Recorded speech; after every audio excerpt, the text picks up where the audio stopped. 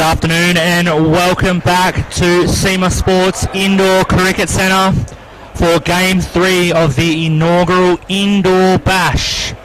My name is Bailey O'Keefe and I'll be your commentator for this game. I will be joined by Sammy, who is unfortunately not here at this moment. Hopefully we will get some other commentary from Mark Hullett, the coach of Team Hully, as they face off against Team Fonts. Kim Forrest opening the bowling for us. For those that haven't been following on today, there is mixed rules, different changes. So for instance, third ball is now second ball, as Josh safely negotiates that second ball and gets through to the other end. So there's 10 people per team. There is 6 players that will bowl 2 overs and 2 players that will bowl 4 overs. All wides and no balls will be re-bowled, and it is 20 overs of 5 balls.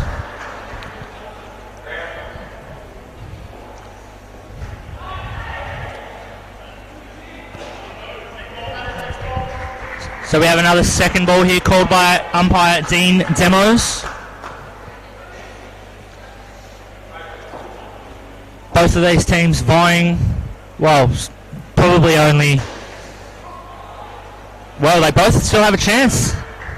Excuse me. Oh, chance goes begging there. Jacob Hennebury on the 2 line, very quick to grab the ball, couldn't execute the direct hit. I believe if Team Fonts can win this game, they are a chance to make the final. Team Hully needs to win as well to help guarantee themselves a chance. I've just had the coach of Team Hully come and sit with me. Mark Hullett, how are you? Yeah, very well. All to play for here? Yeah, absolutely. How do you think the day's been going? Yeah, fantastic concept. Love it. Yeah? No, I think it's something that we can go forward with, probably tweak a few of the rules, but no one was to see what was going to happen yesterday with a couple of our guys getting injured. Exactly. Just you lost Clint Hinchcliffe and Riley Cameron. Yeah. So Hinchy obviously key player, and Riley our keeper. Yep. And it's funny because you have plans for who's going to bowl when, and that got thrown all over the place because we don't have a spinner. That makes it tougher again. Yeah, everything's just changed, but it's great. Really enjoyed it. If we can win this game, then we're in the mix to make the final. So absolutely, you just need Team Rhino to do a job and beat Team Nico for you. That's it. Team Rhino really just batting the lights out. You know, you've got both their games on this court, and they've smashed them both games. They've just batted very smart and quite proper, and they just didn't take too many risks. And I think their fielding's been exceptional as well. Absolutely. Vinny Sando behind the stumps was just an absolute killer against you guys last game, unfortunately. Yeah, Vinny's the triple threat. He's actually umpiring the games as well while he's there. Yeah, he's at 100%. Here he is. Making reviews and...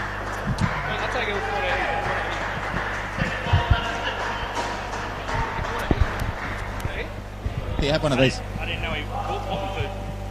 You're a good man, Sammy. And now we welcome Vinny Sandel. Thanks very much. I've been benched in my game, so I'll come and have a chat with you. I just said a minute ago that you were a triple threat in that last game. You're actually umpiring the game as well. Yeah, I actually said, I don't know what the umpires are making here, 25 or 30 bucks. I was happy to take that away because you can just, I even said, I'll just tell you when it's out. Yeah. And we don't really need the reviews. Well, but anyway, we've always said the keeper has the best views. Honest as the day is long. Anyway, it's a great concept, isn't it, Hully? And brilliant. Was just saying that. What I love about it, it's chopped on here. Yeah, it's a great ball by Jacob. When he gets that in-swinger right, he's a handful. It's been a bit all over the place today, but that one was spot on. Yeah, and just bottom of the bat job, wasn't it? Onto the stumps. Yeah, it's a great concept. I think mixes guys up, and I think you always learn from other players, and I'm learning a lot from the young guys as well about how they're going about it, the kind of shots they're playing. And we were talking a bit off air, weren't we, that it's a little bit of the old school make indoor great again. Absolutely. Because people are being put under pressure. People are not waiting for that perfect shot to run. They're having to take on the field a bit more, and you're putting fielders under pressure. And actually, we're seeing some pretty high scores here. We are. I think if this concept was played in the middle of a Super League season, when everybody was bowling a little bit better, used to the ball, and had come back from outdoor for a few months, and the fielding was hotter, I think the scores would come back a bit. But as you say, the batsmen dominant. Everyone's running pretty much every ball. Yeah, I've got to say, I've been really. My team's fielding. Some of the stuff they're doing. It's that little bit of brilliance, isn't it? That if you can pull it out and turn those half chances into wickets, it puts a lot more pressure on the guys out there, especially with second ball rules. Just watching you guys in that last game, as Mitch plays and misses, hasn't got his eyes in today, Mitch, I don't think. He's lost his bat as well. He's lost his bat. But yeah, watching you guys in pink that last game, you're definitely the hot fielding side that's here today. That's going to be out as well. Should be, and it is. So just perfect ball, wasn't it? Full, wide, and even though it wasn't gathered cleanly originally, I mean, you couldn't hope for a better second ball execution than that. Yeah, absolutely. Tommy's new fella in to our side. He took Riley Cameron's spot and came in for the 11:30 and now playing this one as well. That was, you're right, that wide Yorker, perfect ball. I think also for the spectators, it's such a good game to watch. Fonts, though, he's always really composed with the bat, isn't he? And he's got no obvious weaknesses. No. That's the thing. And he's added that down the ground shot to his game as well. Drives really well. Obviously the experience of playing for Australia has been really great for him. Yeah. Happy to see him getting a go. And that's the modern indoor cricketer now, isn't it? I mean, it's the ability to drive through the line of the ball, and that's just technically a really good shot. So 4 runs to finish the over. And safe as houses, isn't it? And the other thing with Josh is that he won't get flustered by what's happening at the other end. If there's a wicket or someone hits a 60, he's not going to bat any differently himself. He just plows on. Yeah, it's really great, especially after having a bit of time away, to see people stepping up and being leaders now that I still think of as quite young players. But Josh is a really good example of a guy who he'd be a leader in the setup now. Very much, yeah. And great to see players like Brock as well, crunching the ball today. Brock Hickey. How good? We'll let Benny come in and bowl this one. Ooh, tight leg side call. It's a bit stiff. Yeah, great to see the concept where there's literally young 16, 17, 18-year-olds playing with you and the Nick de Groes and the Ty Hopes of the sport, which is another experience for them. Yeah, I just think it is great because sometimes there's a bit of an aura, which probably the junior players look to some of the senior, more experienced players as this kind of makes it a bit more real. That's very close to being out because he doesn't slide his bat. With the bat, no. That would have been a really interesting review, but I don't think anyone saw it.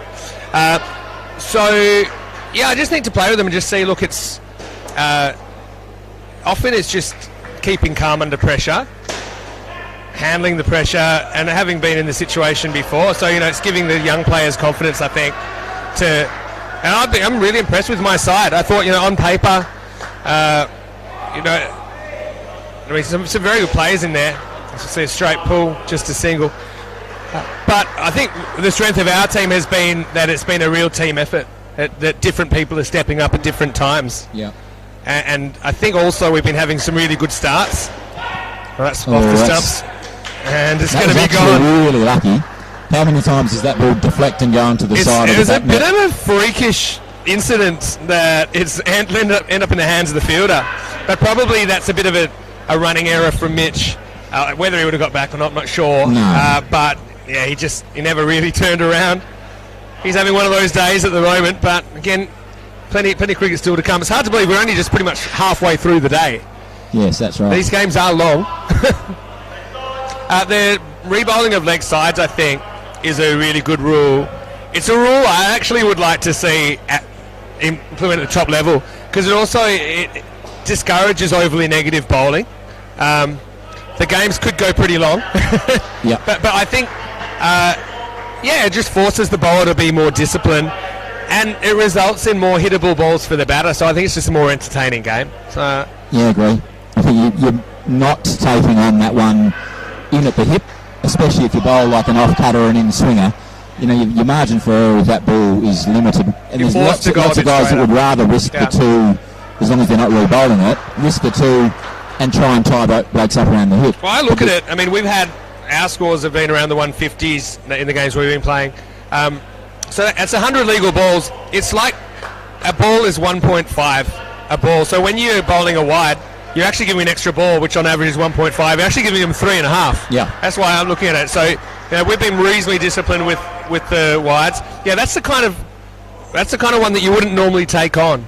And so I just think as a spectacle, I just think it's great. Yeah. That's typical you, assessing the risk, assessing the odds. Yeah, it's the numbers game in the end, isn't it? Absolutely. Risk reward, and that's why putting yourself on a third ball like that, and it wasn't hit very well, but taking the run gets them out of jail a little bit. Just back to your chat about the Pink Brigade, your boys. You just don't have any weaknesses. You've got all the bases covered. You've got a relatively young, energetic group, and also I think you've got guys that are playing quite regular Wednesday night, Thursday night indoor cricket. It shows. And they're looking better touch than most of the guys on. Up in the air and caught. Nice catch. Looks like Zaid there takes it diving forward. Miss just goes for broke and comes up with empty pockets. Sums up Mitchie's day, that shot. So your day can turn around quickly. So just assessing the situation. So Team Fonts, without a win so far, you've got Team Nico and Team Hully 1 apiece, if I'm not mistaken. Correct, yep. And obviously we were 2 out of 2. So still potentially if Team Fonts could do it, they'd have to bowl. They'd have to have a very good. No, they can't. They can't actually catch up to even with a 7-point win. So skins to. No, but they're on 2 points. I think at the start of this round. So you might be scoping for some commentators for the final then out of Team Fonts. So I think Fonts himself has already ruled himself out of the commentary box. Now he's after him. Oh. He'll get 3. Risky last ball with the power play last ball. Yeah, I just think they need a bit more out of that pair. They cracked 60 against us. That really well. It was Josh up front with, I think it was Ross in the first game when we met them. Yeah. But I just think it's great for the game, and everyone's bought into it as well. I think having it the week before Super League starts is a really good week as well. Yeah. Gives everyone a good hit out. It does have that kind of Nationals endurance kind of feel about it. Sure. Which, as you know, is pretty crucial. I think there was already a handful of blokes that were flat halfway through that second game, let alone, as you said, we're only halfway through the day now. got a game to go now. And then for you guys and whoever... So they've been a bit strategic managing me as an old man who'll be 42 next week. But I think also it's an opportunity to give a couple of more guys a hit in our team because it's not really a must-win for us. Yeah. And so that means you have to bowl in that game just for the Thanks for reminding hundreds of thousands of listeners out there. Well, it made me realise I'm going to keep 80 overs today. Yes. That's like a good old-fashioned day out in the field, isn't it? Embarrassed. Especially after I've only played a little bit of social indoor last time I was back. Here's Louis. He hits it nowhere but gets the run. And Louis is another guy who hasn't had too much indoor, I don't think. But again, he's a class act. He's got a way of just getting through, doesn't he? Now here's Ross. He's been batting pretty well today. Again, good shot, well fielded. Wears it. Just hit him, but that's all right. He's okay. I did notice just coaching and standing in between the 2 courts, and you're watching one way, and the court behind you, all you're hearing is bat on ball. Yeah. There's no one getting hit in the legs much. I think they're just taking it on. They're deciding, I'm not going to get hit. I'm going to just make sure that I get bat on ball. You've got to get bat on ball and have the confidence that, or if you don't hit it perfectly, if you both go straight away, you force a perfect bit of fielding. Yeah, you're less likely to get run out, aren't you? If you just go immediately and... End of the over. I might hand you back to Bailey. And I'll hand over to Sam. Hopefully, Sam's here ready to go. Nice job, guys, and we'll leave you with Team Fonts on 28. Thanks very much, Mark. Thanks very much, Vinny. Well done, gents. And we continue on with our inaugural Indoor Bash for 2023, live from SEMA Sports in Balcatta, WA. And we are having a wonderful tournament so far, Bailey. There is action aplenty. We've got the next game on here at the MCG court where Team Fonts and Team Hully. Last start losers for both teams. Yep, both unfortunately didn't get the dub last game. Team Font's now out of the running, from what I've been told. And Team Hully, need to try and get 7. Yep, get 7 to put themselves in the best position to grab one of those final spots. Of course, on the other ground, on the Wacker, I'm not sure whether Vinny and Mark had already briefed the audience, but we've got Team Rhino fresh off a resounding victory on the MCG court. They're up against Team Nico, and again, that game will decide as Ty Hopes comes in the bowl on the other side there. It comes to decide one of the likely finalists. Yeah, and I thought that was a pretty great insight by both Mark and Vinny into today and how it's going and what they've seen from a different perspective to what we've seen. As Mark said, because they get to see a bit more of the other court than we have. And Mark was talking about how it's all been bat on ball, and it does seem to be that way, that teams aren't trying to let it, if they're hitting their leg, they're running, they're not letting it get to that second ball. As another dot ball comes on, Team Fonts batting 35 runs so far, a must-run ball. That's out. Great fielding. A blind flick there from the captain, Jacob Johnson, and a direct hit for a run-out. Boy, the skill level today, Bailey, has been phenomenal. It's been great. It's really been there. Pretty impressed with it all, to be honest. I've also seen that Gus has transformed his team, and there's now 3 of them wearing shorts. I did notice that. I made an observation. There's actually, 1, 2, we've got 4. Yeah, we've got 4 in total, including Gus himself. Yep. Yeah, the original the original pioneer of the short stay, Paul Wilson, and I think a bit of afternoon heat starting to warm up the Seamers Indoor Centre, and we've got the roller door up for a bit of air. Cross breeze won't really affect anyone, and we're hoping for a continuation of what's been some really enjoyable indoor cricket. Last game was a blowout, but I think that's probably the only one really. Everything else has been a pretty even competition. Yeah, everything on the Wacker court's been pretty tight. Paul Wazza sitting up there. He's been doing it for donkey's years now, and he knows what a close game is, and I reckon he's had a few of them today. As Paul Wilson comes in the bowl, that's called a wide.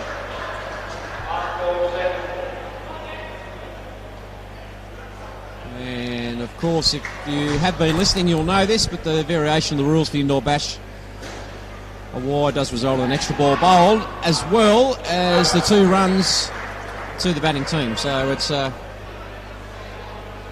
an extras liability today.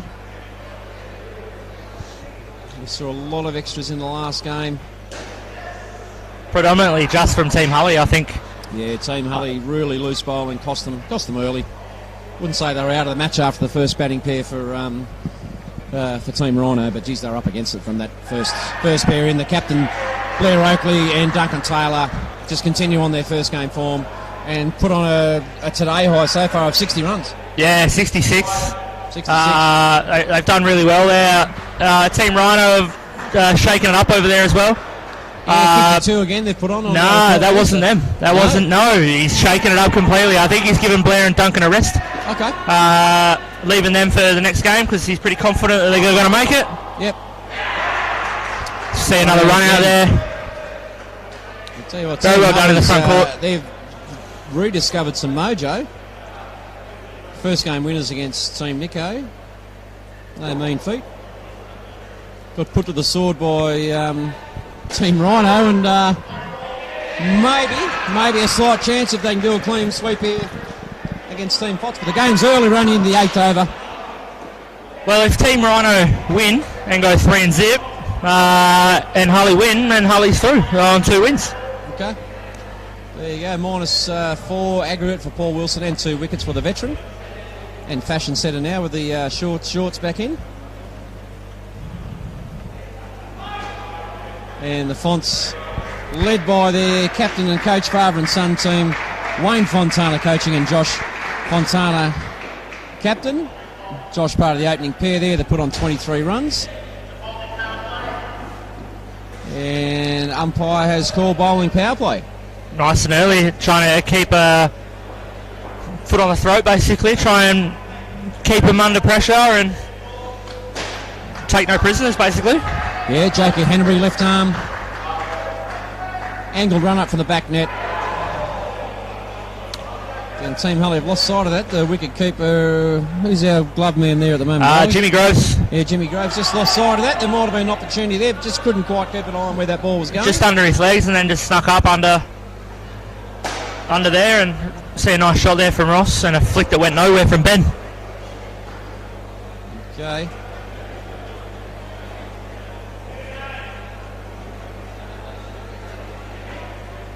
Oh, lovely ball. Lovely ball, leading edge, beating for pace and beautifully caught. That's a great wicket. Bowling power play, just what they needed. Needed to take advantage of it. They took it. They were confident. Probably happy that they've scalped one.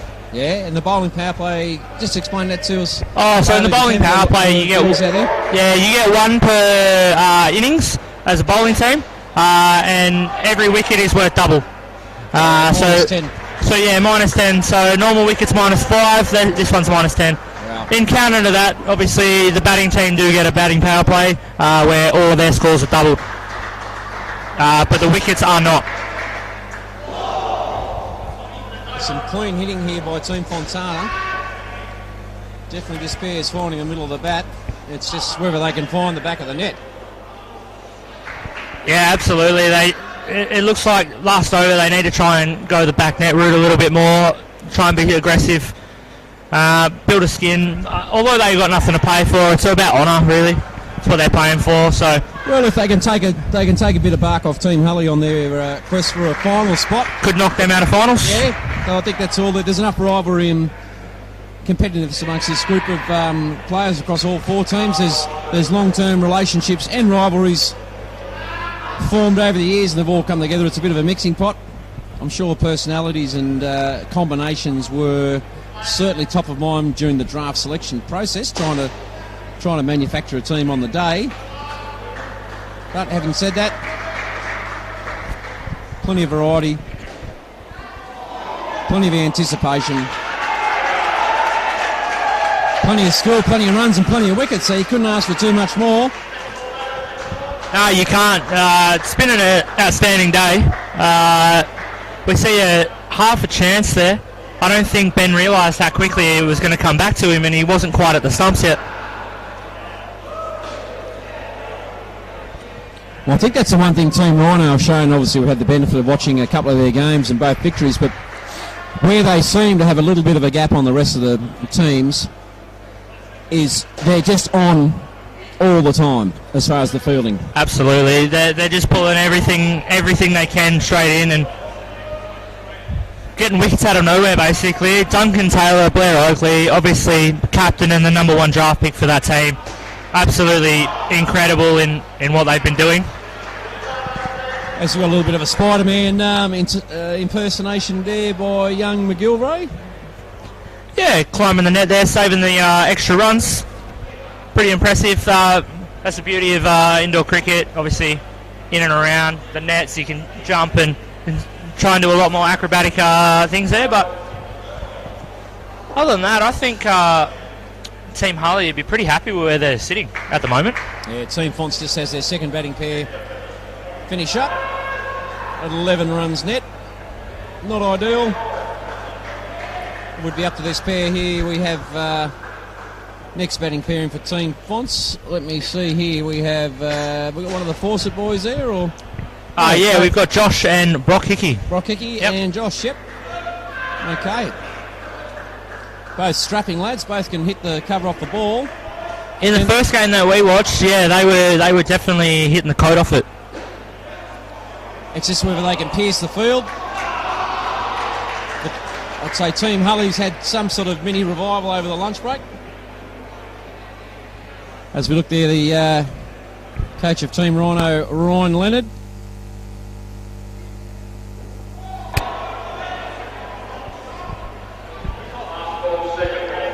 Okay, we've got a change of batting pair. We've got the 10th man's run on. 11th man. We got Malman coming in to bowl now. Kim Forrest. Oh, great start. Great start for Team Hully. Beautifully bowled. He's improving every over. That is a genuine wicket. Top of off stump. If it wasn't on the base next connected to the other stumps, that'd be cartwheeling. That was just clean as a whistle. Yeah, beautiful ball. First ball of this over, Kim Forrest. Had to go off for a blood rule, caught one in the nose in one of the early games. Went off, he's bounced back okay. Some genuine pace there.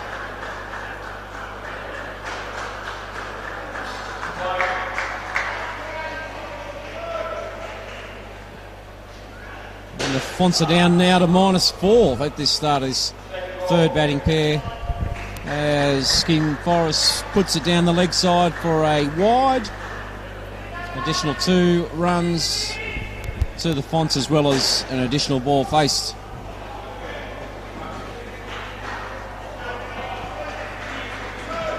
Down the leg side again, but was deemed hittable, and therefore a must run. Ball number 2. One of the slight changes under our indoor variation rules for the indoor bash. Must run and run out. Looks like Team Hully's just trying to find their straps at the moment. They're getting right on top of Team Fonts. They're doing really well. I don't know whether I missed it. He must be very quick on the scoring, because I thought they got 2 runs. They must have been -4, then they went to -2. Now they're back to -7. So yeah, they were -4 with a wide. So went back to -2 and then that wicket. Yeah, nicely bowled, cleanly hit. Oh, half a chance. Bit of a blind flick between the legs for the stumps at the bowler's end.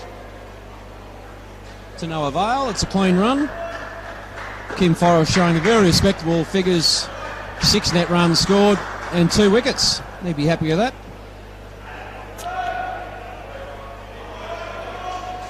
And as we've mentioned throughout the day, for those listening, we are live from SEMA's Indoor Sports Centre in beautiful sunny downtown Balcatta in the northern suburbs of Perth, Western Australia, and proudly brought to you by Coca-Cola, the Indoor Sports Association of WA, and SEMA Sports. It's the inaugural Indoor Bash.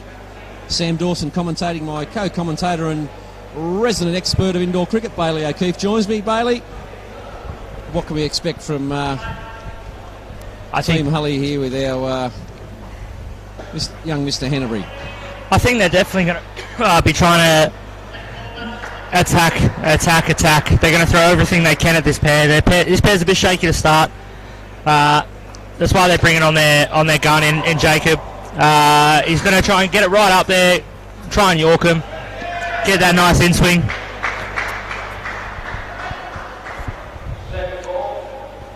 But no, I just think they're going to go all out here and do everything they can to try and get 2 and 1 and meet Team Rhino in the final.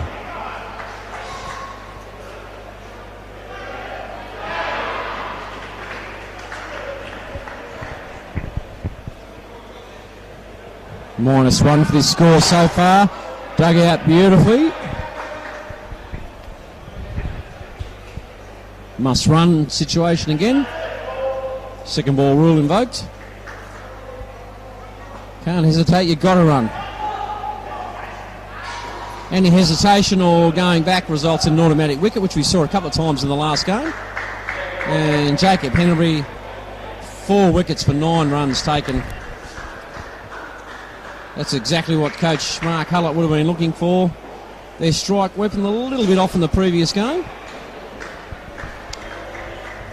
Yeah, definitely trying to bowl too full in the last game, and someone like Blair and Duncan, they're just going to dispatch it and put it where it needs to go. Yeah, as Blair Oakley, the captain of the Team Rhino, just to our left of the commentary position here, selecting a bat. My advice, Blair, don't mess with the winning formula. Just had the bat you used last time, unless it's broken. Jimmy's using it, so... Okay, all right. It's the cricketer's superstition. It's all about the gear. You got to be comfortable. You got to walk in there knowing that the only doubt you got is what ball the bowler's going to send down to you. As Next over begins. Kim Forrest comes in again. He's got a nick on that. And he dawdles through for the run, and almost a direct hit would have seen a wicket fall there, and another 5 runs taken off. That's not poor running. That's Josh Fawcett, isn't it? Yeah, that's Josh there. Yeah, Josh forgot where he was. Beautifully hit, straight to the back. Brockicki pretty happy with himself there. Yeah, that'd just managed to nudge that one through past everyone. Yeah, and a well-needed 5 runs. Forrest comes in again. Fawcett digs it out of his crease, beautifully reflected back to the stumps, and that's a hit, and that is out. Great fielding. Great fielding. So the Stevie 5, Russell. Yeah, 5 quickly given up and then taken back. Yep. As seen most times today. Yes. I've seen the wicket and then the runs go back, or a bit of the other way around.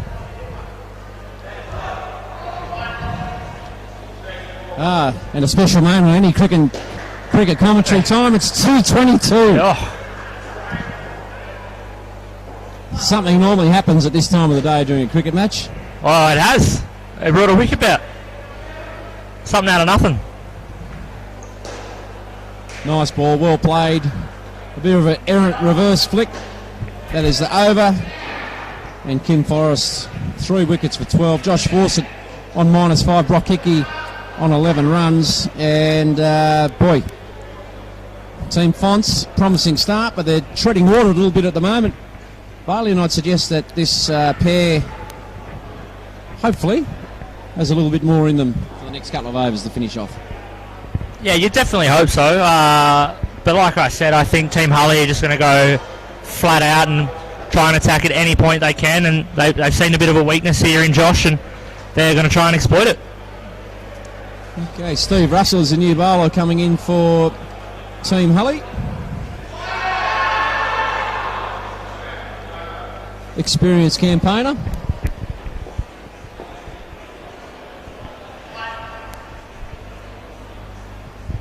Left arm over the wicket. Oh, that's a pretty good run out if you ask me. That could nearly be one of the best I've seen today. That was lightning quick. Was that young Ben McGilvray? Benny McGilvray. Lightning reflexes. We saw him before climbing the walls to save a run off the net, and boy, he is dynamite down that front court. He is dynamite. Clive Lloyd type reflexes, maybe on Sharma age. Yeah. Bailey, one of the great cover fielders of all time, the great Clive Lloyd before he did his back. And once again we see a wicket and then the runs go back on straight away. So it's basically like 2 off 2 balls. Yeah, wouldn't be happy with that. Almost an interference there, but No, he didn't change his line. The ball just happened to land there, so he's done well to hide that. okay. On the back foot.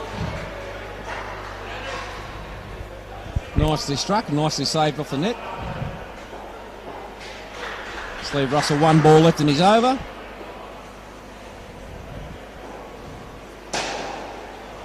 The Fonts, ooh, close. JJ with a chance there. 1 wicket, 5 conceded. Steve Russell, Josh Fawcett -2. Brockicki holding up his end at 13, and the Fonts are on 45. They're their 3rd batting pair. Last over for this pair. Of course, 5 ball overs for the indoor bash. It's a 100-ball game essentially. 6 players can bowl 2 overs each, and 2 players designated to bowl their 4 overs each. A batting power play and a bowling power play also differentiate the indoor bash rules from your regular indoor cricket.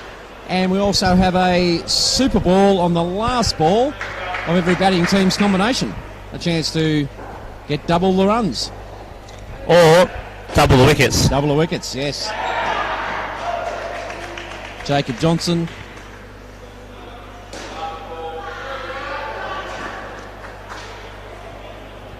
Coming in.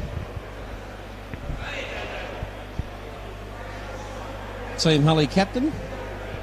He's signalling he's going around the wicket.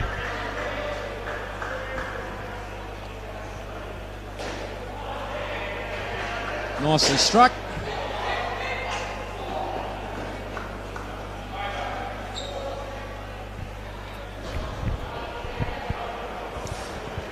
As Team Hully attempts to get a win under their belt to ensure a finals berth. Nice. Team Hully definitely needed a wicket right now. They were well on top of this pair, hadn't been negatives, and they've dug themselves out to 16 at the moment. Yeah, they have to come. They were -7 there at one point. Yeah, they were. Yeah, they were. So there's a 23-point turnaround by this pair.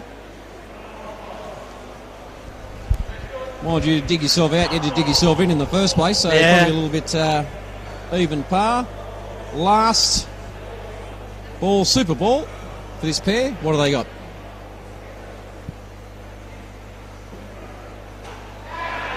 Top edge, and that'll be caught. Yeah, double the wicket. Back to 8. That's what they needed, Team Hully. Yeah, that is a cruel blow on the last ball of that batting pair. That's a 10-run turnaround. That's the other side of the coin for the batting Super Bowl. As we've got a new pair in, we've got one of the Todd boys and young Ethan Benson. Benson. And we've got Aaron Todd or Mitch Todd? Aaron. We've got Aaron here. Aaron, yep. Ethan's been putting on a show today with his bowling. He has been very impressive. Definitely the batting we need to see. Well, we didn't see it in the first game. Hopefully we can see it this game. But he looks like a future star as well. Yeah, a lot of young talent mixed in with some experienced campaigners. There's plenty of Australian reps, both past and present. You would think there'd be a future. Some Australian reps out there on display today. The concept is being very well supported. We had 75 players nominate for a draft. 4 teams were picked, captain and coach for each team. Had a about turn selection in the draft. Pick 1, 2, 3, 4. And then pick 5 back the other way. So 1 and 7. And in Team Hully's case, both their top picks are out today. Injured over the course of the evening. So Team Hully have been weakened by the loss of Clint Hinchcliffe and I keep forgetting Riley Cameron. So both 2 high round picks. The first 2 picks for Team Hully not playing today. So if they can make the final on the back of those depleted squads that they've managed to put together, it'll be a fine effort. But still plenty of life left in this game. Into the 16th over for Team Fonts, currently sitting on 46. Mediocre start, but there's plenty of time left.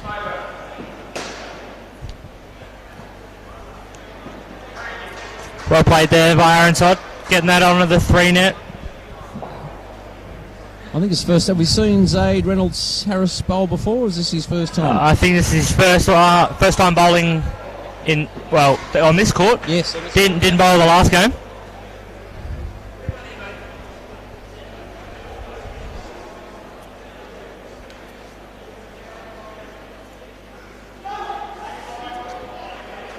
Let's put that down the leg side. Umpire calls that a wide.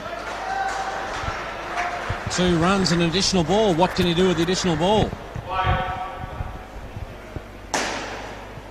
Well hit and well fielded on both fronts. Zaid has stopped that ball canning into the back net, and young Ben McGilvray was prowling the forecourt. Now he's at the back. Best fielder they've stuck up the back. Probably a bit more of a defensive tactic. Pushes another one down there. I think it's been about an 8 ball over so far.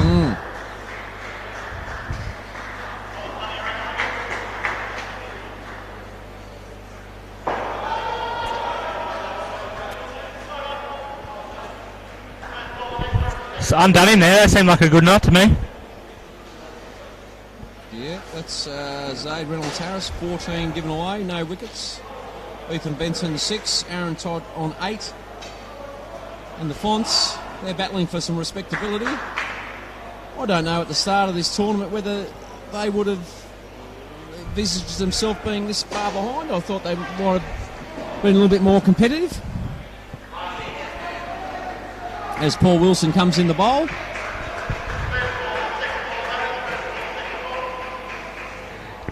Tristan there, just wanting to work out if they want two on the offside, two on the leg side. Very common practice. Most players know what the other one wants already, but obviously being the draft format, players that have never played together before playing in the same team obviously don't know each other. They just got to try and work it out on the fly. Now, for the uninitiated, Bailey, is there a limit to fielders in each section of the court? Yes, there is. So if we determine that the middle line and we split it up into a half, in the front half you're only allowed eight players, or 4 players in one half and 4 players in the other half. So if there's 5 in one half and 3 in the other, it's deemed a no ball. So you'll find there'll be 3 fielders and a bowler in the back court, and then 3 fielders and a keeper in the front court. And Kent, is there anything to stop you going all leg side or all offside? No, there isn't for that. The only thing that there is there's a dotted circle 1 metre around the batsman where the fielders are not allowed to go into. That's called the exclusion zone. Okay. So they must stay out of the exclusion zone to give batsmen the chance to play their shot and also to keep fielders safe. Slower ball read beautifully, but chopped away, and that's the over.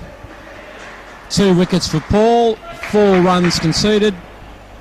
Ethan Benson on 10, Aaron Todd on 12, as Team Fonts tries to build towards triple figures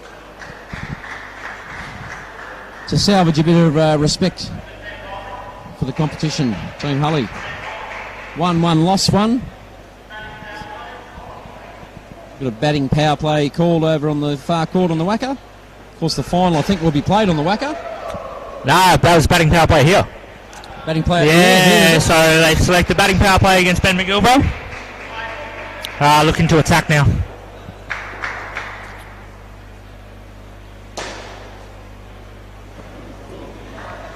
So that 2 now becomes 4 because all scores made are doubled. Really, you just maximise every ball, wouldn't you? Yeah, you'd have to. Paul Wilson not too happy about that call. Even if it's a 2 off every ball, doubled, 20 runs for the over. Exactly, 20 runs for the over. That puts them up at 50. Be very happy with that.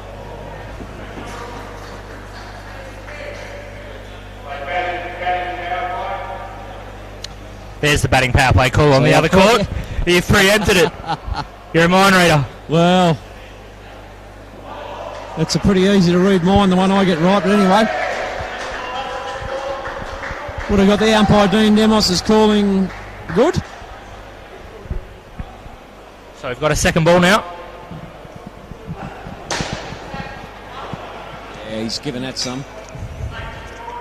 Aaron Todd puts that in the back court for 8. As we know, 4 is doubled to 8. That's my maths working out correct there. No, that's so far so good. That is definitely wide of the mark. So an additional ball at double runs is, that's not what you want to give, is it? No, it's not. Oh, and another one. No ball again, and they've run off the no ball, and another delivery on so double runs. He gets 4 for that plus the 2 for the no ball. So they got 6 off that one ball. This is quickly. And he gets re-bowled. Yeah, this is quickly developing into a very astute choice of super over.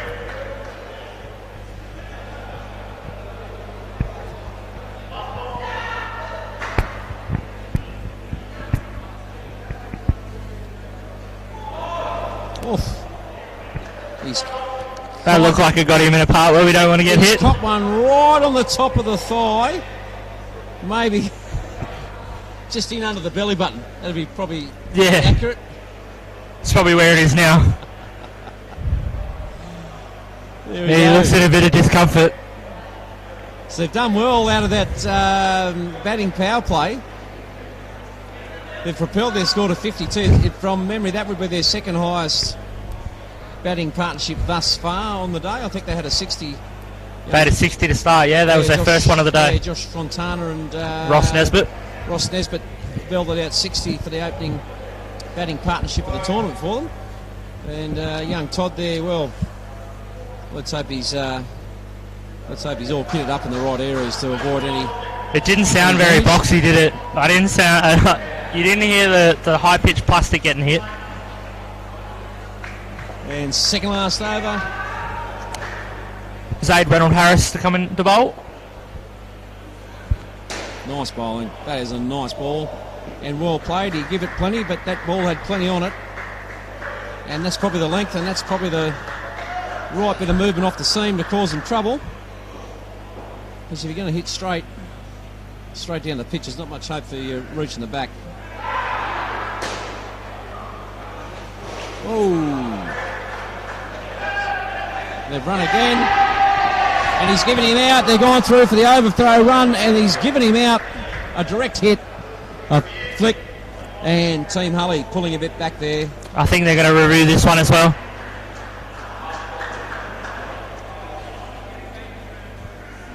So they get the runs and then they minus the wicket. So it's a so that ball. So unless another ball has been bowled, anything that happens goes back to the previous ball. So if they've got 4 off that one, they've gone for the extra one to make it 6, and they've been given run out, then they don't get it. Then they lose that. They lose all their runs, and it goes back to -5. So nothing gained on there. Yep, it's a -5, and umpire Dean Demos reviewing, and it's out by probably the most comfortable margin I've seen today.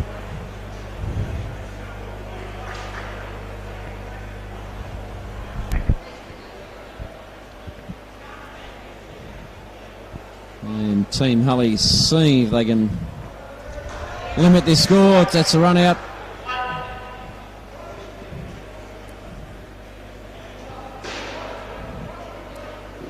Not too far off a no ball on height there, but managed to smash it down into the ground. For Zay just apologising to his teammates there, saying, sorry mate, I put you directly in the line of 5 for that pull shot.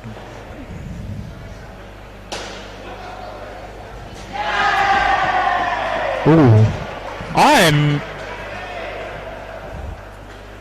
He's the umpire straight up. I'm thinking that was quite close. That's a bit closer than I thought. I thought that might have been a lot closer than I thought. I'm too scared to put a view in these days because I've managed to get none from 11 so far in my review calls today. I'll be down $55 if I was playing midweek socials here at Seamers. And if you're listening to us via YouTube or the Indoor Sports Association link here from WA, you are live for the inaugural Indoor Bash, Seamers Sports Centre, in lovely sunny downtown Balcat of the northern suburbs of Perth, Western Australia. And proudly brought to you by Coca-Cola. This is the inaugural Indoor Bash. And have we confirmed a run out? There's some high-fiving going on. I don't think we've settled on a final. Not enough to overturn the decision. He remains out. And certainly using the technology available, there's been plenty of reviews offered. In that case, it wasn't overturned.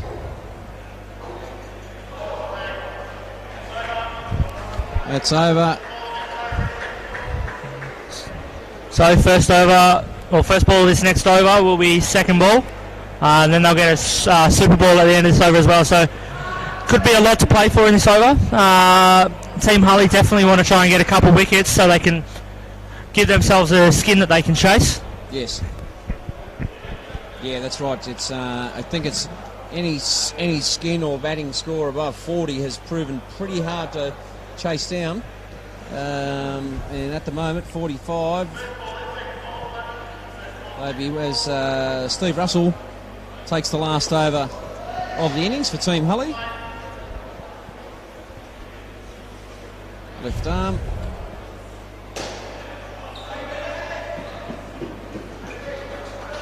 Nicely run. Of course, Team Fonstale just be wanting to not lose any wickets and push that above the 50 to win a skin. Try and make it harder for... Oh, beautifully struck and straight back to him. He's dropped it cold. It was going pretty quick. At this level, you would have thought that should have been an easy get. they're always hard coming off your delivery stride.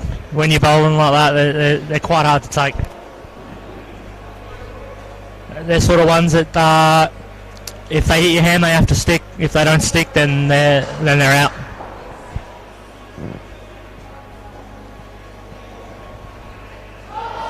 Beautiful ball, beating for pace. Perfect line. Last ball of the innings. It's a super ball either way. Double runs or double points for the wicket.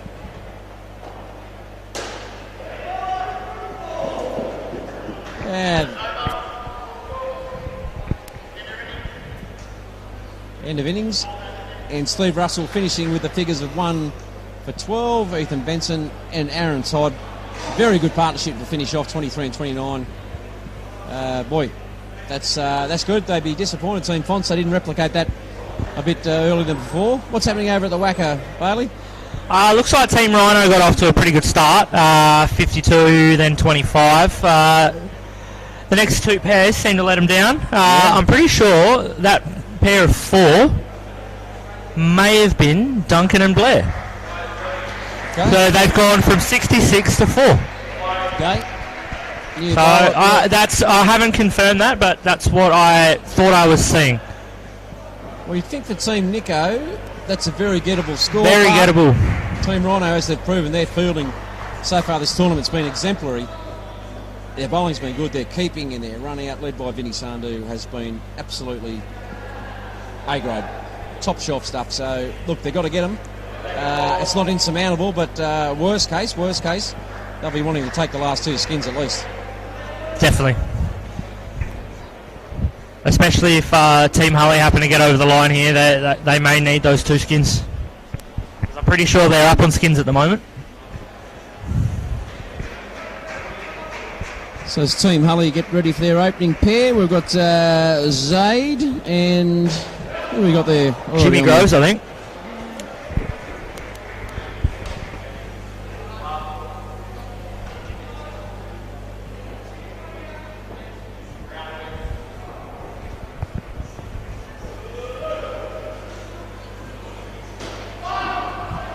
Change of innings now for you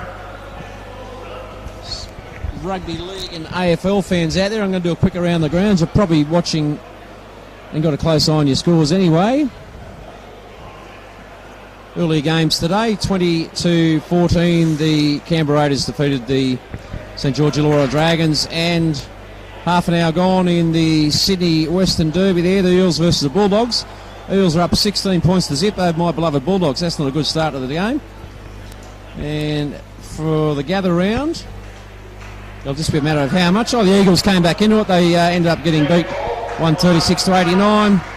GWS leading 37 to 29 over Hawthorn, with Collingwood and Secunda to come as we resume our coverage here of the final group games. I thought Wheeler snuck that one under him then. We've got Brett Williams to open the bowling here.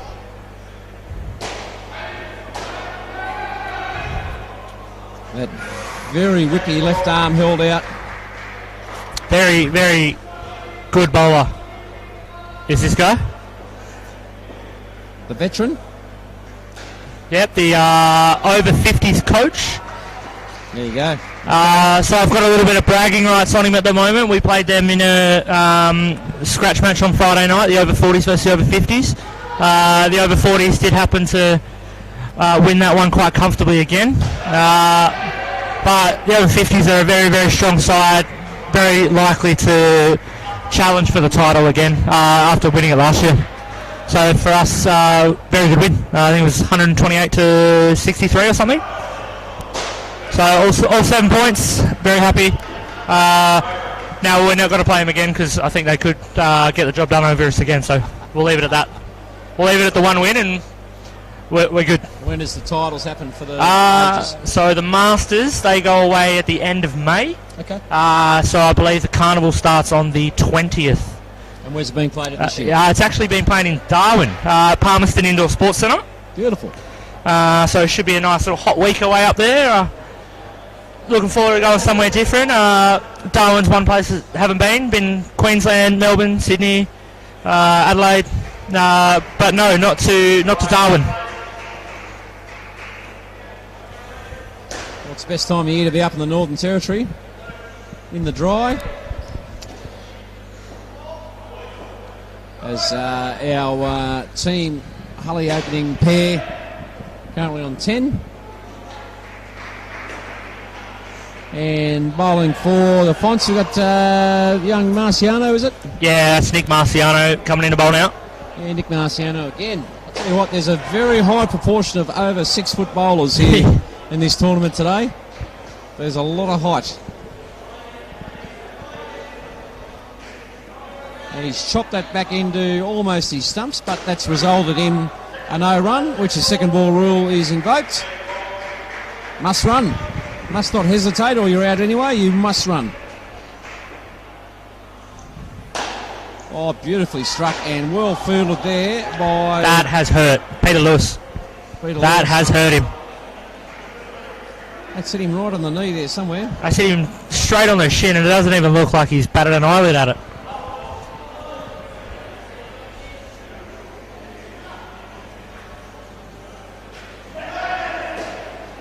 Slower ball there. A little bit of a fumble opportunity, have a chance to run out. Nick Marciano, no wicket, 5 runs given. Zaid Reynolds-Harris on 5. James Groves on 8. Team Hully 13 after 2 overs, chasing 94 and, more importantly, chasing skins. The mini-game format within each game. Peter Lewis is the bowler for Team Fonts. Probably needs to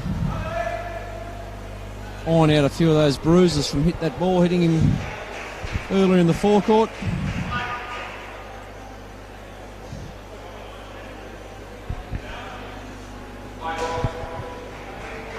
Nice ball, back of the hand, plenty of height, plenty of bounce.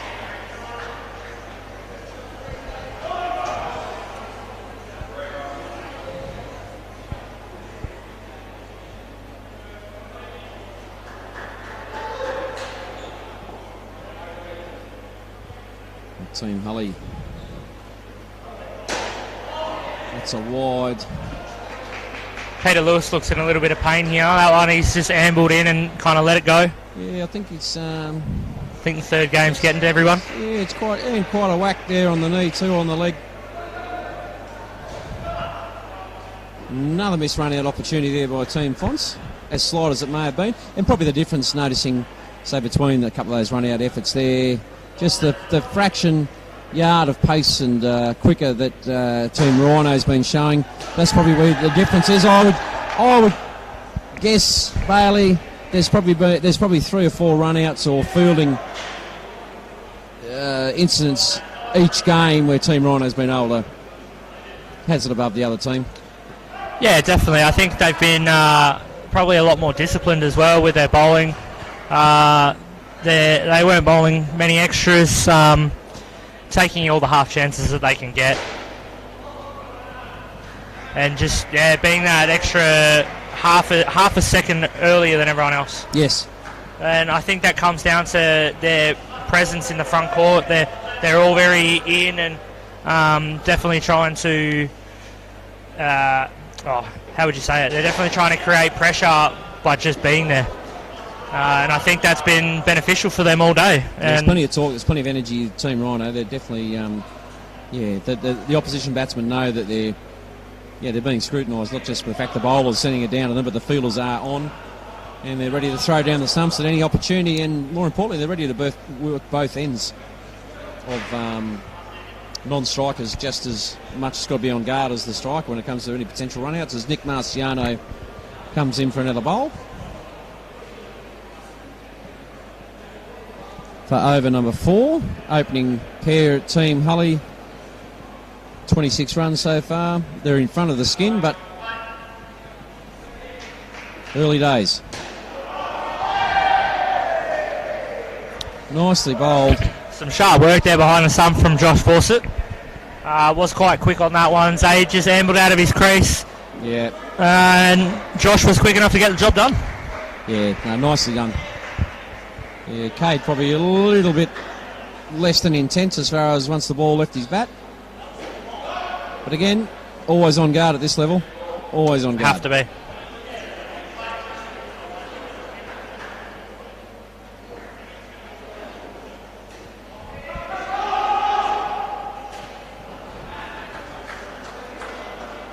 That's a good run through.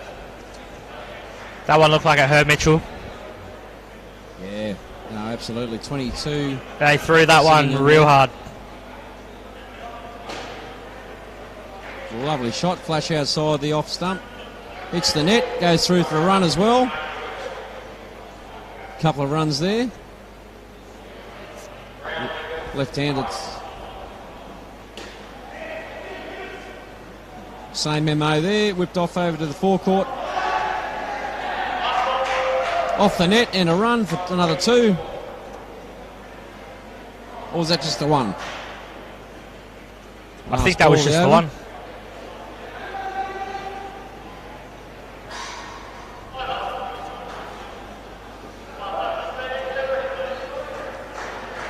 And that's the over. And Nick Marciano currently showing figures, 1 wicket and for 6 runs there, Team Hully.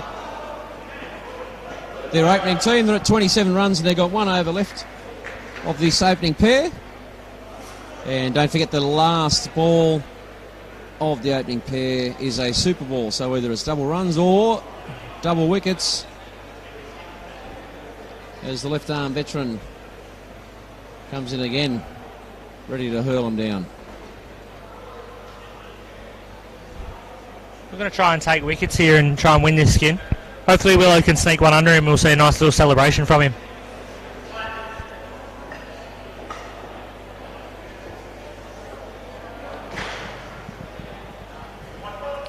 Bit wide. Maybe taking too much notice of the crowd. Yeah. Well, it's thinned out a bit. It's quietened down. I think the crowd might have a bit of fatigue after a few games so far, but that's nicely bowled and that's nicely batted away. Probably all just stucking off to grab some lunch before the grand final. Yes, it's true. Team Hully up over to 31, desperate to win desperate to win all the skins to collect maximum points as well as get the victory. Well, Team Rhino's taking the first skin over on the whacker as well. So that makes it a bit tougher for Team Nico. Yes. And another wicket.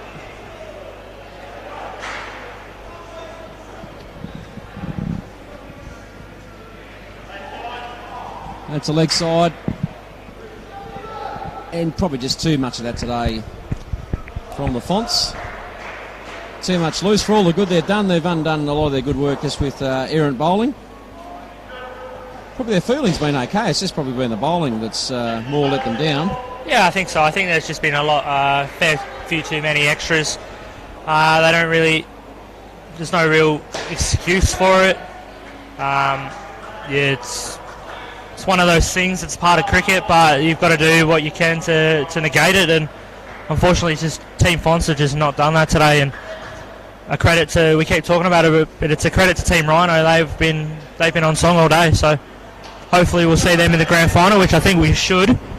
And hopefully they can just keep doing what they've been doing. So based on results so far, I know it's a little bit of a stab in the dark on this game, but what are we looking at for a likely grand final? I still think we're looking at a Team Nico, Team Rhino final. Okay. I just think that Team Hully is down a couple of skins. I haven't been fully across it. I know the coaches have been. So we'll definitely see after the game what we're looking at, but I'm thinking it's still a Team Rhino, Team Nico final, because if Team Nico can take out these next 3 skins, they need 25, 4 and 11.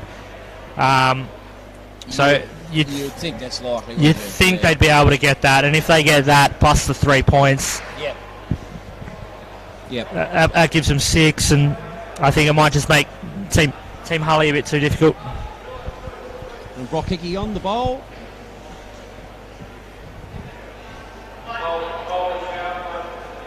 So Leggy, so he's going into the left-hander. And well played, easy meet, probably nice and slow and in the slot, but young McGilvray gives it what it's probably deserved. And they're away. As the new pair come in. Oh.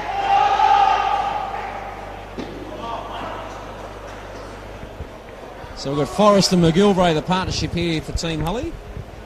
Have showed glimpses of very good batting form previously. Yeah, there was definitely some rays of sunshine there, but they faded really quickly. Team Rhino just too good, got on top of them too easily. I can definitely see Team Hully likely to try and take 7 here. The last skin's going to be difficult, but the enthusiasm and the body language of Team Fonts just suggests that they're just not really in it anymore. They know that. They have no chance of making the final, so I think it's about body preservation for them, meaning that we start Super League next week. Yep. And just on the Super League competition, how's that looking this year? It's looking good. SEMA are definitely heavy favourites once again, as they have been for many years now. Bouncer definitely looking strong. They've picked up a couple of Leeming boys in their A-grade comp, so it should be good. Unfortunately, the closing of Guildford means that we now only got 4 teams in the comp, which is a little disappointing, but it allows for a stronger A-grade comp, and some of those Guildford guys have come down to the Ballajura Centre, and it's looking like it's going to be a good year this year, I think. And early favourites? For A-grade, probably once again SEMA. SEMA are pretty dominant in most aspects of the comp. I think last year in Masters they had 2 teams, and those 2 teams were playing in the grand final. Okay. I'm pretty sure they clean sweeped it again last year. I think they're A, B, C Masters all won, and I think the ladies went to Guildford.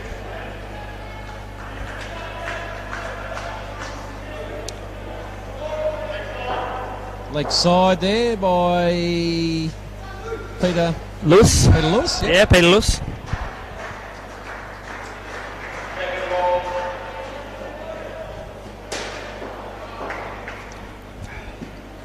Well played there. Yeah, he's dragged that from outside the off stump, and he's very, very neatly just chopped that into the ground and got the net and the run. Yeah, Peter Lewis bowling out swingers to the lefties here, so they're kind of using that pace and going against it and trying putting it up against the other side. It's working well for them. They came out, they're on 18 now. Came out pretty comfortably in that over. Yeah, they're building. I'd say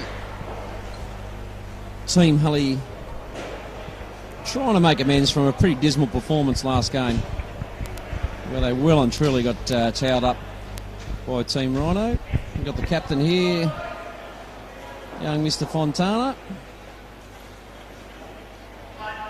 Fresh as a daisy. Look at him, he could play 8 games. Left arm, very quick, very whippy action. Ball comes on quick.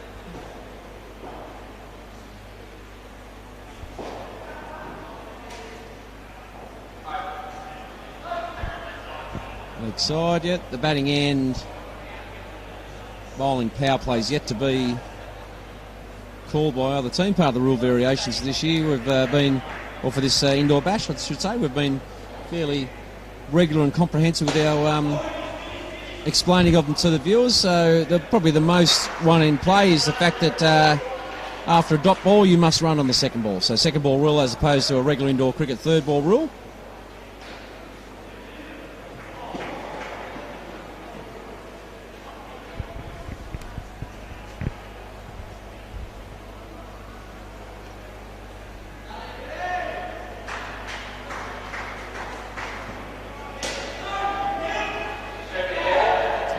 Looked out. Nicely done. One of the Todd boys there. Is that Mitch? Aaron. Aaron. Yeah, Aaron. Mitch is off at the moment. He had one thrown to him at the top net and it's hurt his hand. Definitely it went like a tracer bullet. Yep.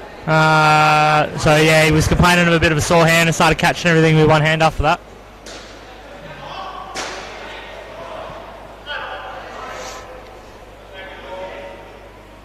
Josh Fontana, just the 1 wicket so far, 1 run conceded. Ben McGilvray 13, Kim Forrest on 6, 61 runs. Chasing Team Fonts 94. Team Hully after a clean sweep. We look across to the whacker. Bailey, and another 4 has been hit there by, can't quite see his batting. Scotty Brown. Scotty Brown. Oh, young fella. Nah, old fella. No? He's crossed for 1, sorry. Yeah. I'm looking at the young fella there now. No, that's Cruz. Yes, young Cruz. Yeah. Seaman Sports employee too, I believe. Yes, he is. But yeah, looking over there, it's looking close for this skin as well, which could bring Team Hully back into contention.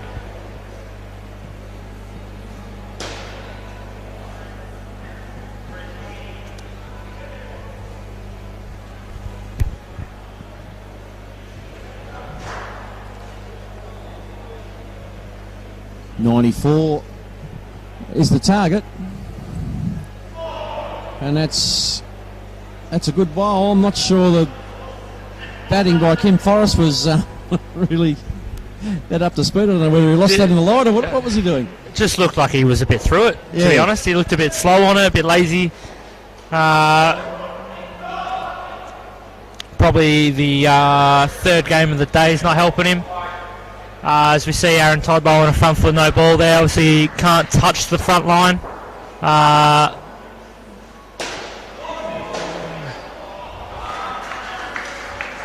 And an easy run out there for Team Fonts.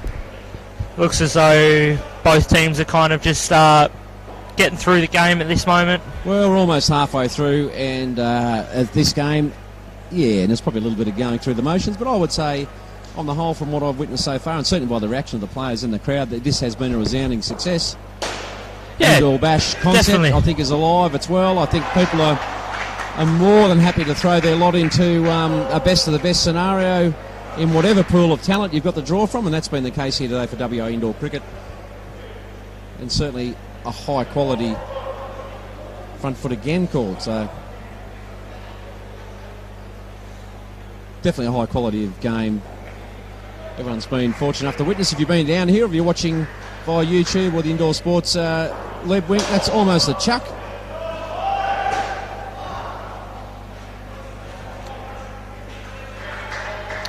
So we're seeing 2 or 3 front foot no balls in a row now.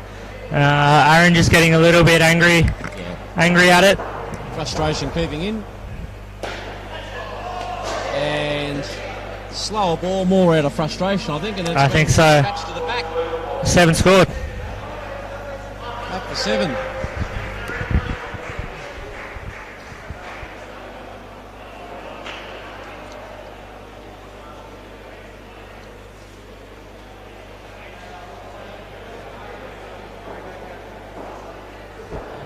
Looking over at the whacker, they need a 7 off the last ball to get this skin. And Team Rhino take another skin. They're looking, Team Nico obviously looking to try and build a team score and try and get the 3 points at the end. A young Hickey into the bowling attack again for his second over, or second over.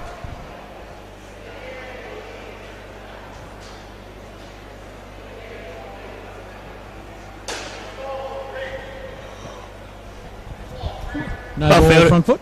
No, off the pitch. So obviously in outdoor there's a big difference. Indoor pitch is a bit narrower. Yes. And it's all on the same level. So if it hits it and it's play on, it's just a no ball. So we've got the reverse chop.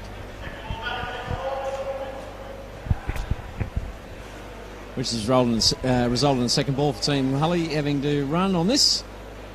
Nice length, good bowl.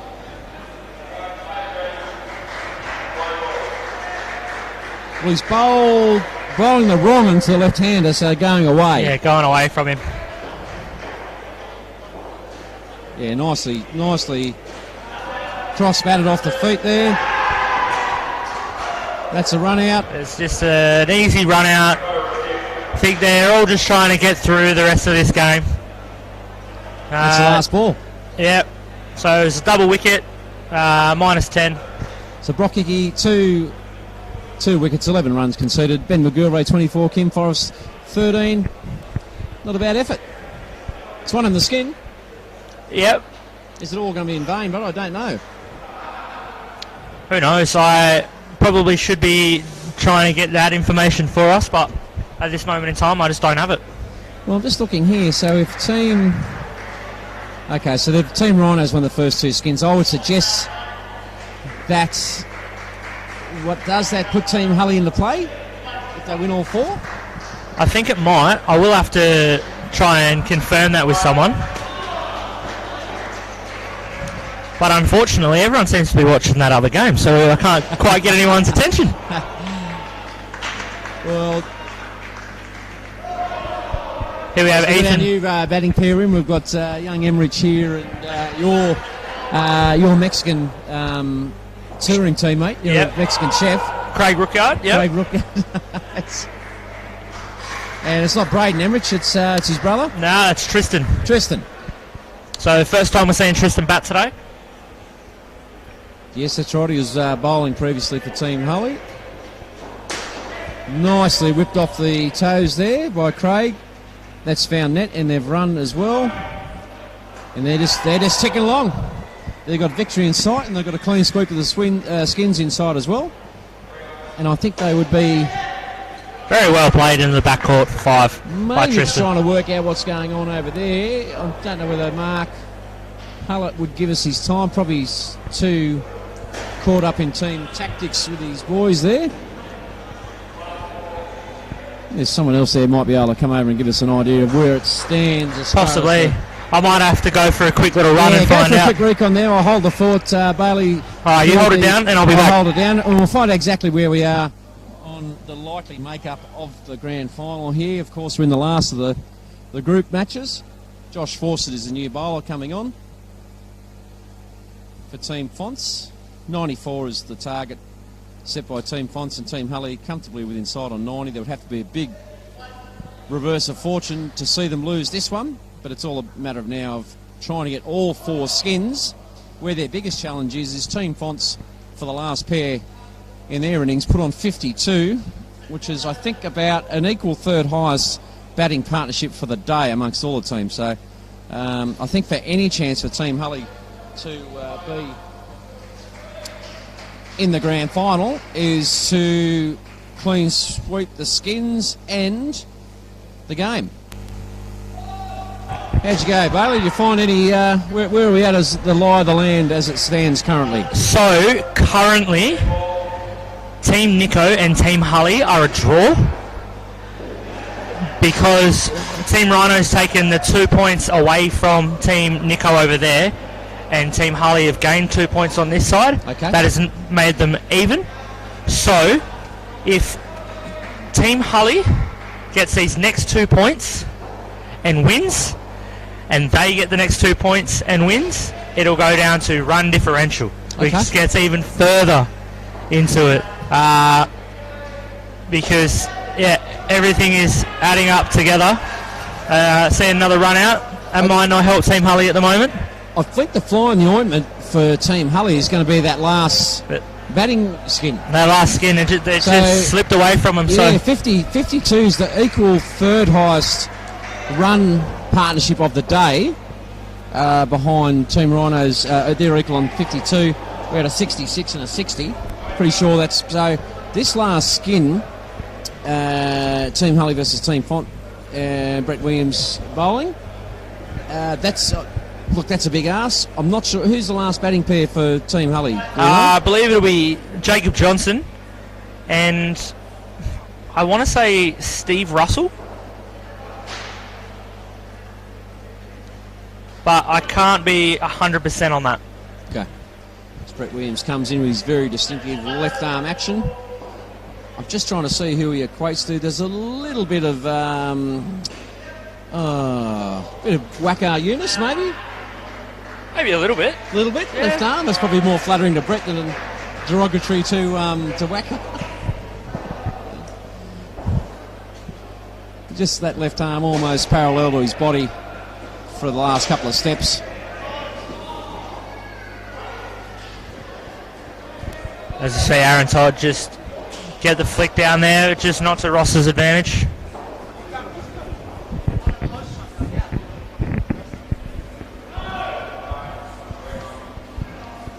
Oh, is he going to call that a wide? No.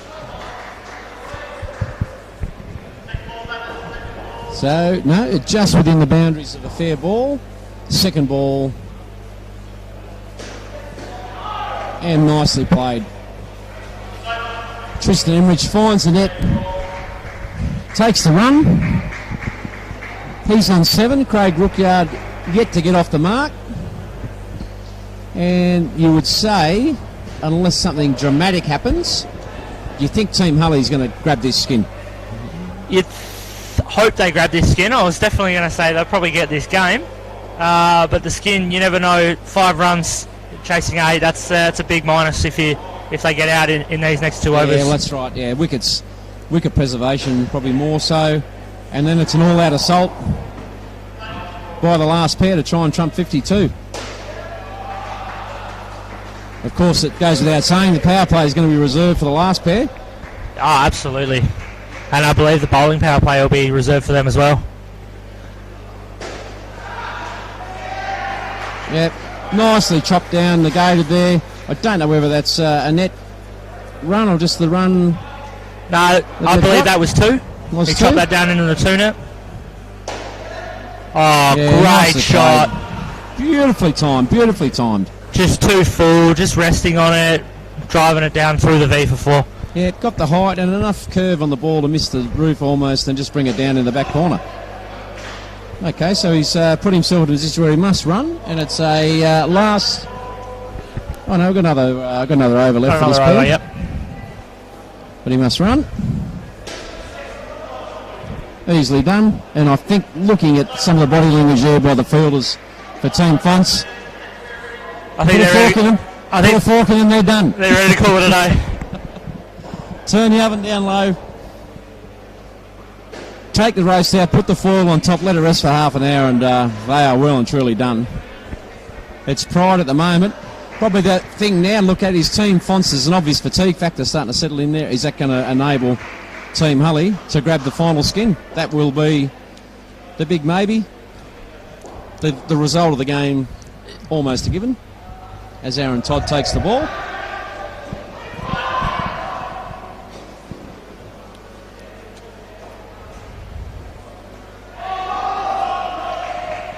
Well, Aaron Todd will definitely want to get his run up right. I think he conceded 4 front foot no balls in the previous over that he bowled, and that's correct. Certainly contributed a lot of frustration and a leg up for Team Hully's efforts to win this game. And they have got a wicket. Yep, run out. That's a second ball there. So 14 plays 8, and really it's Team Hully's chances of staying alive to be in the final, I think, will come down to the next few balls. If they can't get this skin, I think that's unlikely to make the grand final. And that's better running between the wickets. As the captain there at the back of the net starts to prepare himself for the last batting pair for Team Hully. Nicely hit. Call that 5 runs, shall we? 4. 4? 4, yeah. Side, back. Side, back is 4. So if it hits the side, then the back, it's 4. If it hits the back on the bounce, it's 5.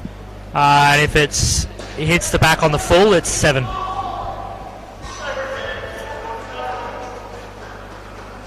Okay, another skin run.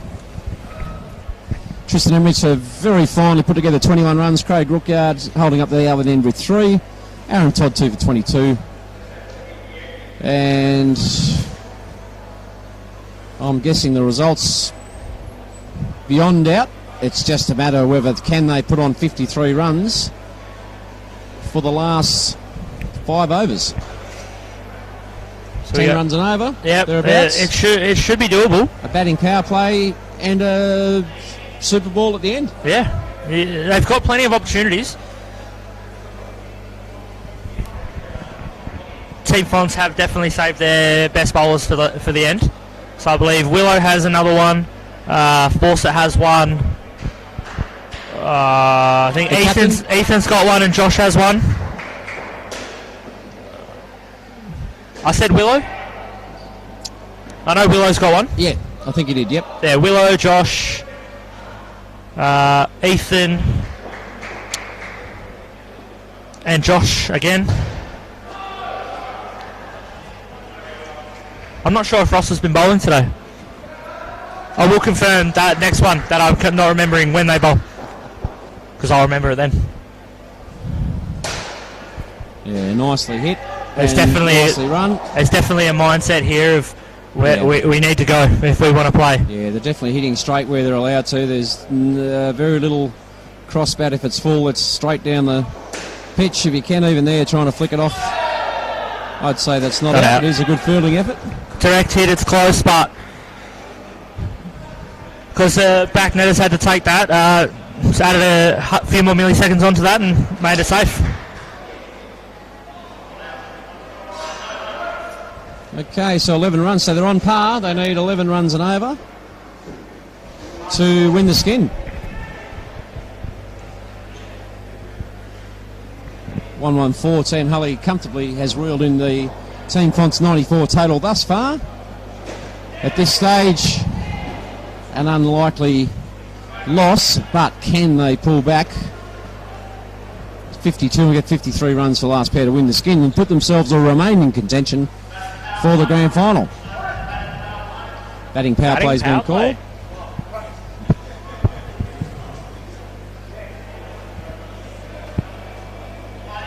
So batting power play has been confirmed. It looks like they'll be trying to attack Willow as he bowls nice and full, allowing for the swing. So he needs to be dropping this one short, I think. Well, bowl is full and wide. With that, with that whippy action that he's got, I think bowling the shorter ones might be a bit more difficult because they do tend to skid through. So I'll be looking to try and put these to the back fence. Well, he's holding up his end of the bargain so far. Really to be a chance. They need to be somewhere in the 30s at the end of this power play. Bowling, yeah, power play. And again, just a single, and it makes it 2 runs. And a couple of balls left. Very good over. We're in concurrence with the bowler here.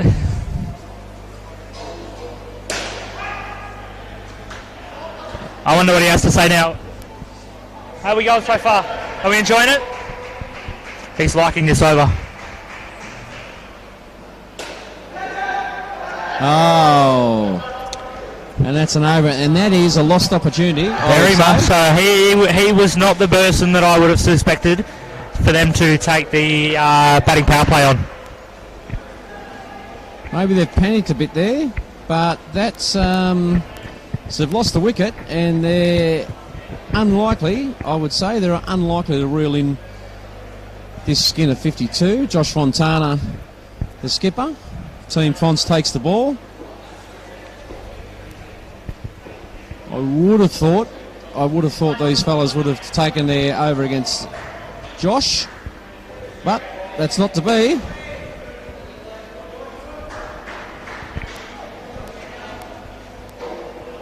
Have you guys got a bowling power play still, Josh?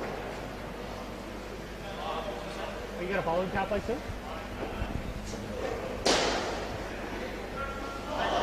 That's a wide, and maybe it's the extras that is going to be the only opportunity for I thought you did.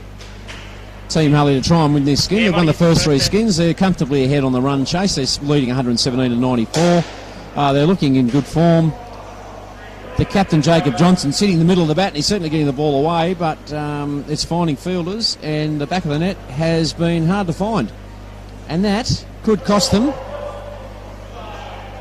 a spot in the grand final. At this stage, I would say Team Nico Could likely get through, I think. likely. Could be a replay of what the game is on the WACA currently in the GF. We'll know in about 15 minutes as Captain Josh Fontana puts it there and beautifully struck the back of the net. 5 runs. They're halfway to where they need to be to win the skin and give themselves a chance in the final. Oh, well, the only thing I'd say about Team Hully, if, and it's a big if from what we're looking at the moment, if they are the team to make the GF, what do they got left in the tank?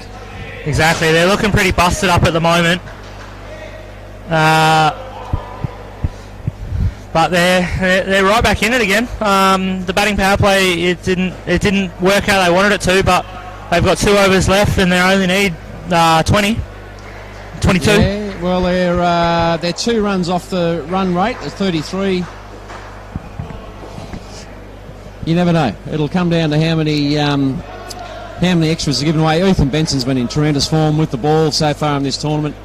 He's been a real revelation. He's been able to get bounce, able to get pace, and he's really cramped the batsman in his previous stints. And that's all his captain and his teammates can ask from him again, is just to do the same thing. Spear that ball into the right-hander. Cramp them up. Oh, that's a very good start for Team Hully. Again. I've put the mocker on the young bloke. You have. You got to stop talking about him. I've got to remember who the comments expert is. Yeah. I'm just here for the looks. Yeah, I think he needs to try and bring the length back again and try and be tucking them up like he was in the first game, especially to Vinny Sandhu. He had Vinny Sandhu on toast. And yeah, he did. Vinny looked very much out of sorts, and it was probably more to Ethan's bowling than it was to Vinny's batting. A slower ball there, and he's given that some off the back net. I would say well and truly home. But so, again, the batting power play was a little bit of a non-event, but they've actually pulled out the... This had been their batting power play. Yeah, it's who their knows? home and hosed. Well read. Oh, and well run. That's very, very well read off the bat from Josh. He was right on top of that. For a short guy, he was created a bit of hype for himself. Absolutely. He was there, and they are. That is crucial, because right now with 1 ball left, it's really anyone's skin, which is what we're looking at. 150 to 94, the result of the game's beyond doubt. It's just whether Team Hully can win this last skin to give themselves the best chance. And another ball down leg side, called wide by the umpire, and again 2 additional runs and an extra delivery to the face, which virtually leaves no pressure in the last over on the batsman. It becomes all on the bowler, and at this stage of the tournament, for Team Fonts, do they really care if they lose the skin? I don't think they do. Yeah. Sorry, I've just been looking over at the Wacker. There seems to be a bit of an argument going on between their captain, their Team Nico's captain, Mark Rice, and the umpire up there. Wazza was given a fair bit of stern words. I'm not too sure what was going on. I might have to go and have a look at the replay once this game's done so I can find out. Yes, yeah, get the investigation happening there. As it stands here, Josh Fawcett got the last over of the match. 20th over, 5 balls left, and of course the final ball is a super ball, either double wickets or double runs. And that is nicely bowled, and that is nice. Not out. I'd review that straight away if I was Jacob Johnson. I would have called that in. I would review that straight away. We've really been in agreement on the reviews. Yeah. I'm agreeing with this time. I've either got it wrong or you've got it right. There's only been 2 opinions, and it's mine that's been on the other end. But anyway, we are reviewing, and hopefully umpire can get the required zoom and the required...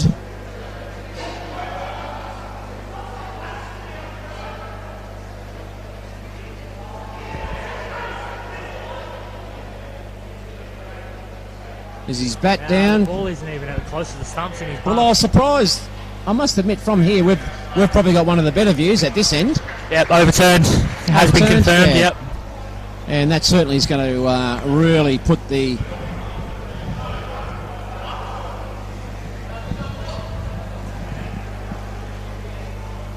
We've got a little bit of confusion. Where we... So the skin's sitting tight at the moment with 4 balls left.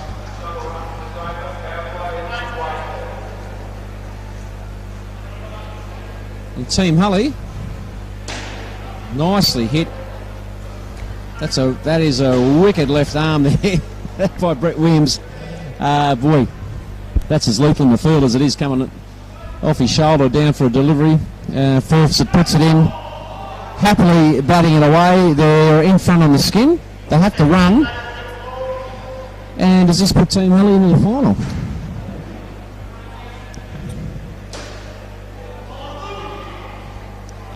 Well, it looks like Team Nico is going to win this skin. Yeah, it's going to win their game, so it's going to be very, very close over there to see who goes up. Looks like it's going to be on total runs scored.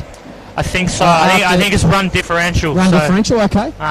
So obviously that big game, or that big loss against Team Rhino, could be Team Hully's downfall. But they have put on 66, I think, in this one, to give them a little bit of a buffer. But what a magnificent final partnership. The captain, Jacob Johnson, 39, Steve Robinson, 18, 57 runs, and unlikely win of the skin in the concluding match of the group round, or the group games, as Team Hully makes their way onto the court to congratulate Team Fonts.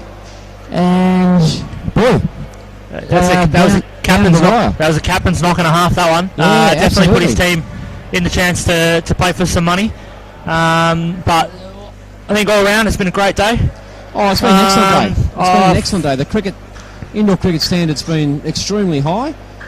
I think the spirit in which every participant has brought into the court's been very, very good. And the fact that there's long forgotten partnerships and a mix of players all thrown into the team for the day. Surprisingly, the cohesion for everyone. Team Fontana probably they'd be disappointed. I think they expected a bit more. I think so. I think that going into the game, I believe they were tipped by a lot of people to win the whole thing, and they actually didn't win a game today. So yeah, tough day in the office for them. Tough day in the office. As you see, Ty Hopes, the number 2 draft pick, number 1 default, playing by today with Clint Hinchcliffe's absence. Ty batting and looking to get a victory for Team Nico, and it is that all-important run differential now, like 110 to 92. So we've got an 18-point differential there. We had quite a large differential on that game, and everyone's watching. What can Team Nico do? Will it be a replay of the match currently going on, or will Team Hully? So it's a Team Rhino we've established there, guaranteed? Yep, they're guaranteed. Okay, they're in. They're in. Undoubtedly, they're in. But no, that makes it tough. But thank you for the day. Yeah, no, it's been a pleasure with you all day. Thank you very much, Bailey. Thanks for your insight and expertise. We're going to wrap it up here from the MCG court number 2 here at the Seamers Indoor Cricket Centre. It's the inaugural Big Bash. We've wrapped up the rounds here. Team Hully comprehensive victors, and more importantly, all 4 skins winners over Team Font for the last game. It's been wonderful having you listen in, and hopefully you've enjoyed it as much as we've enjoyed broadcasting it. We're going to cross over shortly to the WACA for the grand final. I'll be joining Steve over there for the commentary, and thanks for having us. And that's it from the MCG court from here from Seamers. Thank you very much.